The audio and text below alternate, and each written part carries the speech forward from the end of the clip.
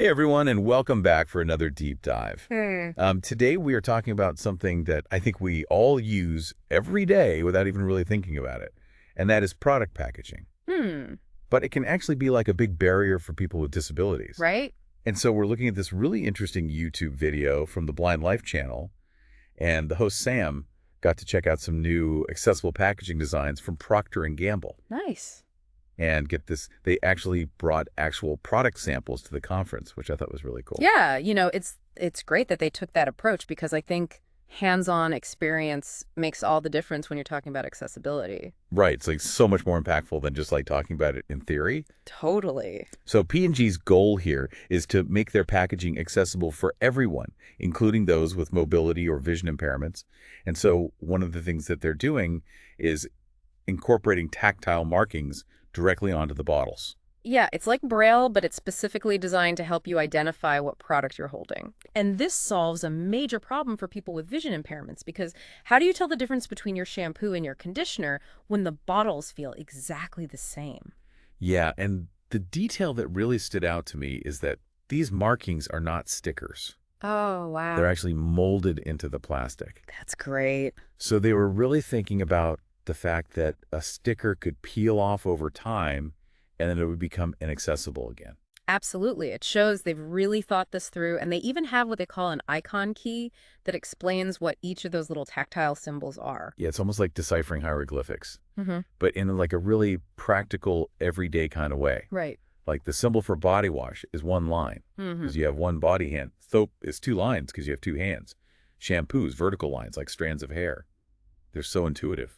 Yeah, you hit on a key point there. They're very intuitive. The symbols cleverly relate to either the product's function or its form. And the laundry products have a square with a circle inside, just like a washing machine. Nice. Yeah. And you know what's really interesting is they actually conducted extensive user testing with people with visual impairments to make sure these symbols made sense. Oh, cool. This wasn't just designers in a boardroom saying, we think this will work. Right. They actually went out and got real world feedback to make sure it was effective.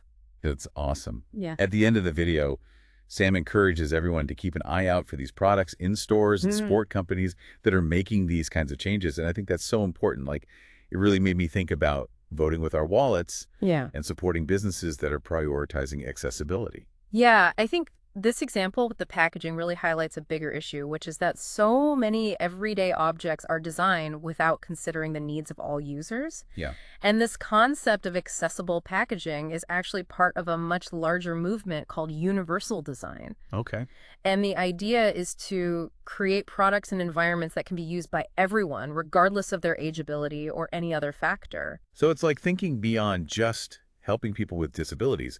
It's about creating a better experience for everyone. Exactly. And often when you design for inclusivity, you actually end up with solutions that are more user-friendly for everyone. Hmm. Take curb cuts, for example. They were originally designed for wheelchair users, but now they're used by people with strollers, delivery workers, even someone pulling a suitcase.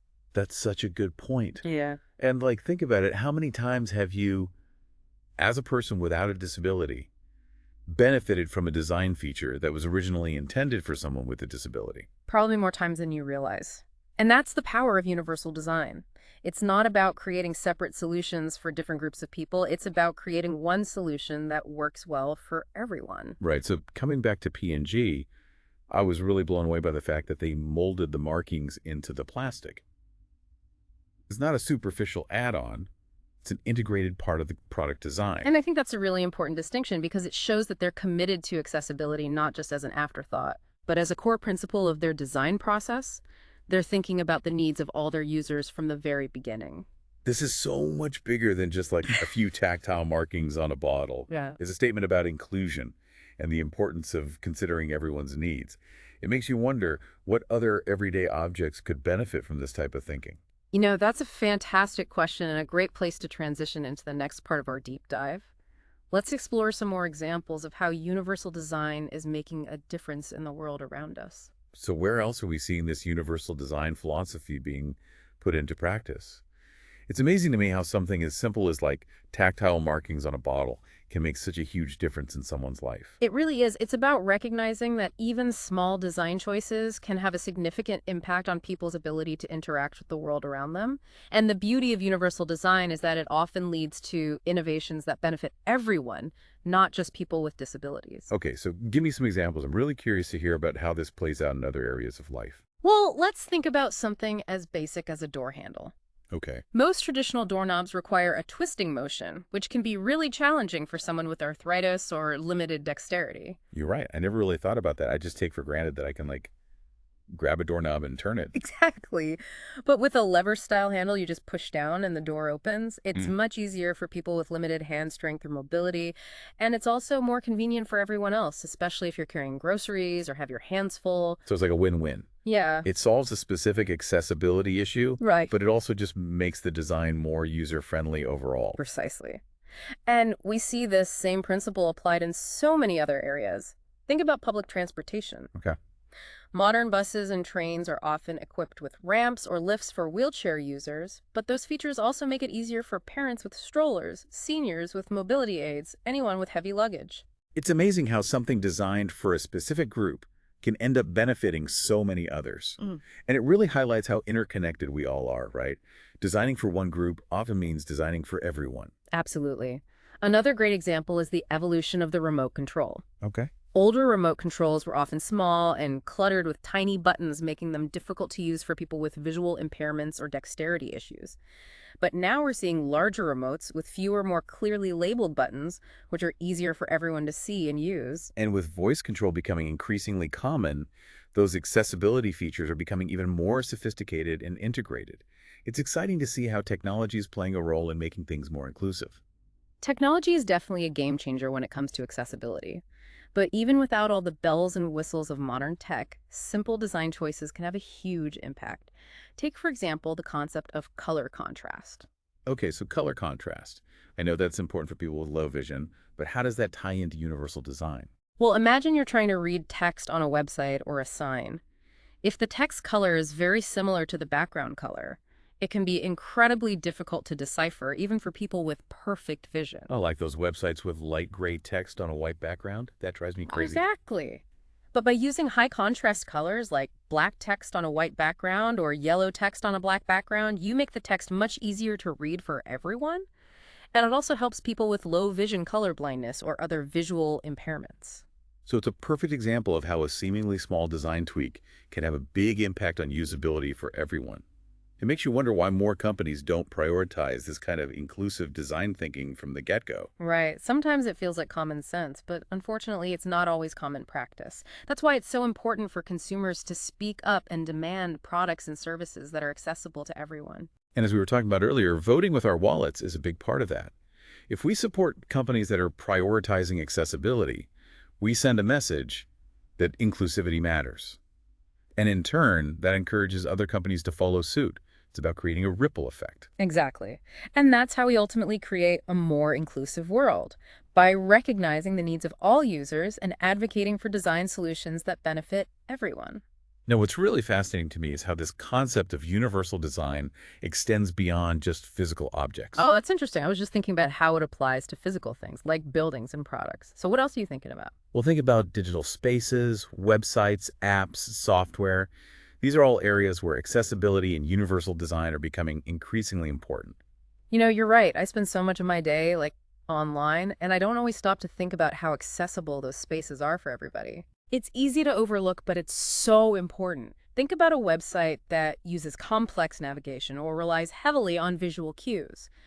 That can be a real barrier for someone who uses a screen reader or has difficulty processing visual information. So it's like those physical barriers that we were talking about earlier, like the doorknobs and the stairs, but in a digital environment. Exactly. And just like in the physical world, there are universal design principles that can be applied to make digital spaces more inclusive.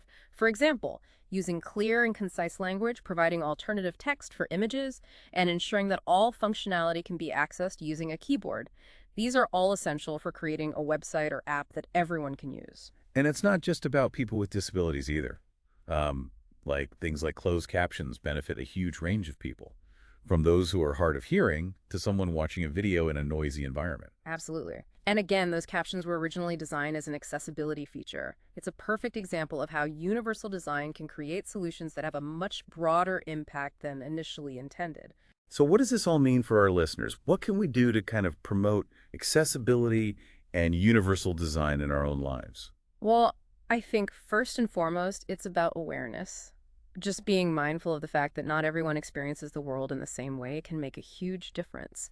So when you're interacting with a product, a website, or even just your physical surroundings, take a moment to consider how someone with different abilities might experience that same thing. And once you start thinking that way, you start noticing things you might not have seen before. It's like putting on a new pair of glasses that allow you to see the world from a different perspective. Exactly. And that shift in perspective can be really powerful. It can inspire you to advocate for change, to support companies that are doing things right, and to make choices in your own life that promote inclusivity.